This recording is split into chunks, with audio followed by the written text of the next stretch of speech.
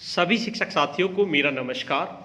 साथियों, मेरे YouTube channel में आप सभी का एक बार फिर से स्वागत है। साथियों, जैसा कि आपको अवगत है, आप सभी के निष्ठा के प्रशिक्षण चल रहे हैं और ये प्रशिक्षण आपके 15 जनवरी 2021 तक चलेंगे। जब आपके निष्ठा के प्रशिक्षण समाप्त हो जाएंगे, उसके बाद आपको सेवारत शिक्षक प्रशिक्षण करने होंगे। ये कुल मिलाकर 12 प्रशिक्षण है और अभी आपके ब्लॉक के 12 अध्यापकों के ये प्रशिक्षण चल रहे हैं, लेकिन उसके बाद सभी अध्यापकों को ये प्रशिक्षण करने अनिवार्य होंगे। साथियों, इन सभी प्रशिक्षण में एक सबसे महत्वपूर्ण प्रशिक्षण है सेवारत शिक्षक गणित प्रशिक्षण।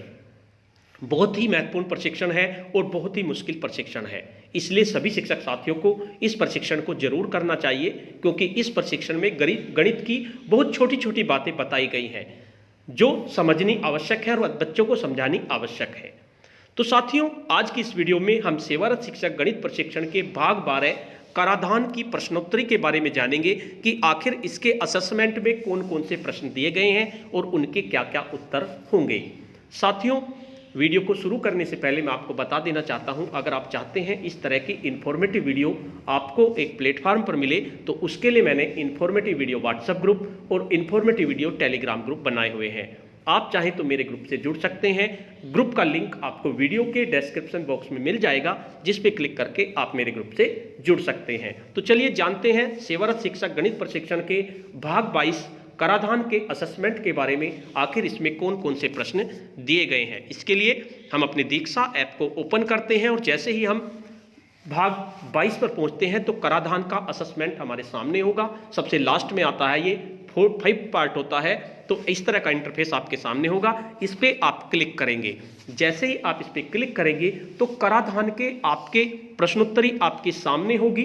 इसकी प्रश्नोत्तरी में कुल मिलाकर 9 प्रश्न दिए गए हैं। काफी मुश्किल प्रश्न है, क्योंकि ये हमारा टॉपिक से हल्का हटके होता है थोड़ा सा मैथ में, तो इसलिए ये थोड़ा मुश्किल होता है, तो इसलिए ध्यान से देखते रहिए।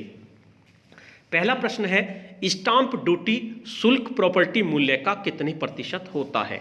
पहला ऑप्शन है 3 से 5%, बी है आपका 1 से 1.5%, सी है आपका 5 से 7%, तो डी आपका 7 से 9%। अब अगर आपने वीडियो ध्यान से देखी होगी तो आप इसका सवाल का जवाब दे सकते हैं, वरना मुश्किल होगा।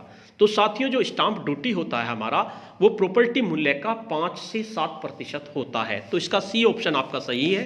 सी पे आप क्लिक करेंगे और एरो के निशान से आगे बढ़ेंगे। उसके बाद नेक्स्ट प्रश्न है, CGST और SGST की दर का विभाजन केंद्र और राज्य में किस अनुपात में किया गया है। यानी CGST यानी सेंट्रल का GST और SGST यानी स्टेट GST का तो दर का जो विभाजन किया गया है वो केंद्र और राज्य में 4 ऑप्शन दिए गए हैं, बराबर, आधा, दुगना और 1/4। तो जो इसमें विभाजन किया गया है वो 1:1 यानी कि बराबर किया गया है, तो इसका बराबर आंसर सही होगा। तो ए ऑप्शन पे क्लिक करेंगे और एरो के निशान से आगे बढ़ेंगे। उसके बाद नेक्स्ट है आपका, आयकर की धारा 80C में किस धनराशि का अधिकतम छूट मिलती है। कितनी धनराशि की, किस धनराशि नहीं, कितनी धनराशि है आपका, 1 लाख, 1.5 लाख, 2 लाख, 2.5 लाख। तो साथियों, आयकर की धारा 80C में आपको 1.5 लाख की छूट मिलती है, तो 1.5 लाख आपका ऑप्शन सही होगा। बी ऑप्शन पे क्लिक करेंगे और एरो के निशान से आगे बढ़ेंगे। उसके बाद नेक्स्ट प्रश्न है, वैट टैक्स को भारत में कब लागू किया गया। ऑप्शन है आपका 1 जनवरी 2004, 1 अप्रैल 2004, 1 जनवरी 2005 और 1 अप्रैल 2005। तो साथियों, जो वैट था आपका वो आपका 1 अप्रैल 2005 से लागू किया गया था, तो इस पे आप क्लिक कर देंगे। डी ऑप्शन आपका सही होगा। एरो के निशान से आगे बढ़ेंगे।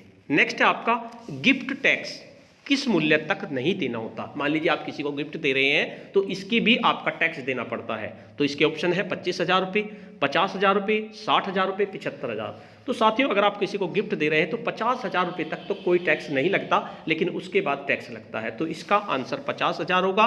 तो बी ऑप्शन आपका सही होगा। इस पे आप क्लिक करेंगे और एरो के निशान से आगे बढ़ेंगे। उसके बाद वित्तीय वर्ष 2019-20 में 60 वर्ष से कम आयु के व्यक्ति को किस आय तक आयकर नहीं देना होता। ए 2.5 लाख, बी 3 लाख, सी 1.5 लाख, डी 1 लाख। तो वित्तीय वर्ष आपका 2019 और 20 में जो 60 वर्ष से कम आयु के लोग हैं उनको 2.5 लाख तक कोई टैक्स नहीं है, 2.5 लाख के ऊपर आपका टैक्स बनता है। तो इसका 2.5 लाख ऑप्शन सही होगा। इस पे आप क्लिक करेंगे और एरो के निशान से आगे बढ़ेंगे। उसके बाद नेक्स्ट प्रश्न है हमारा, वैट टैक्स निम्नलिखित के अंतर्गत आता है? प्रत्यक्ष कर, अप्रत्यक्ष कर, मनोरंजन कर, कारपोरेट टैक्स। तो जो वैट टैक्स होता है ये आपका एक तरह से अप्रत्यक्ष कर होता है, तो ये आपका अप्रत्यक्ष कर के अंतर्गत आएगा।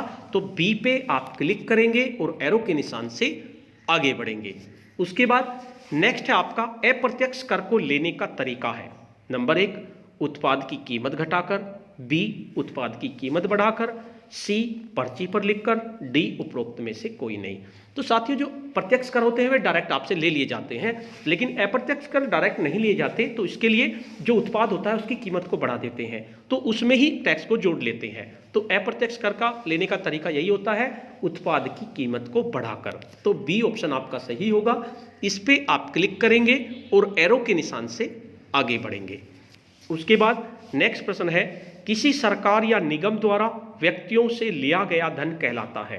कर, लाभ, ब्याज और उपरोक्त में से कोई नहीं। तो सरकार जो लेती है या निगम जो लेता है, जो व्यक्तियों से लिया जाता है, उसको कर कहते हैं। तो इसका ए ऑप्शन आपका सही होगा। सरकार या निगम द्वारा व्यक्तियों से लिया गया धन आपका कर कहलाता है। कर पे क्लिक करेंगे और एरो के निशान से आगे बढ़ेंगे। इस तरह से इस प्रश्नावली में 9 प्रश्न दिए गए थे। आपने टोटल क्वेश्चन आपके 9 थे, क्वेश्चन आंसर भी आपके 9 थे, क्वेश्चन स्किप्ड आपके 0 हो गए। आप सबमिट के ऑप्शन पे क्लिक करेंगे। जैसे ही आप सबमिट के ऑप्शन पे क्लिक करेंगे तो आपका स्कोर आपके सामने होगा। देखते हैं कितना स्कोर हमने प्राप्त किया है। इसमें हमारे 9 आउट ऑफ 9 आ गए हैं। तो साथियों इस तरह से आप 9 आउट ऑफ 9 स्कोर प्राप्त कर सकते हैं। तो इस आज की वीडियो में इतना ही। आपको ये वीडियो कैसी लगी?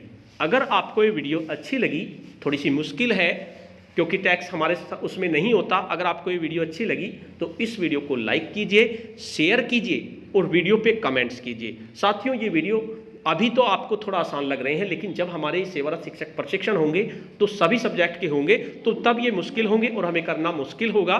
तो साथियों इनको वीडियो को ध्यान से देखते रहिए और ये आपके बहुत मदद करेंगे आपको। और इसके साथ साथ मैथ सीखना सभी लोगों के लिए जरूरी भी होता है। अगर हम शिक्षक हैं, स्कूल में पढ़ा रहे हैं, तो मैथ बिल्कुल हम सभी पे आना चाहिए। तो साथियों अगर आप मेरे चैनल पे नए हैं, पहली बार मेरे चैनल को देख रहे हैं, तो चैनल को सब्सक्राइब कर लीजिए और इसके साथ साथ बेल के आइकन को भी प्रेस कर दीजिए, जिससे कि आपको नेक्स्ट वीडियो का नोटिफिकेशन मिल सके। धन्यवाद।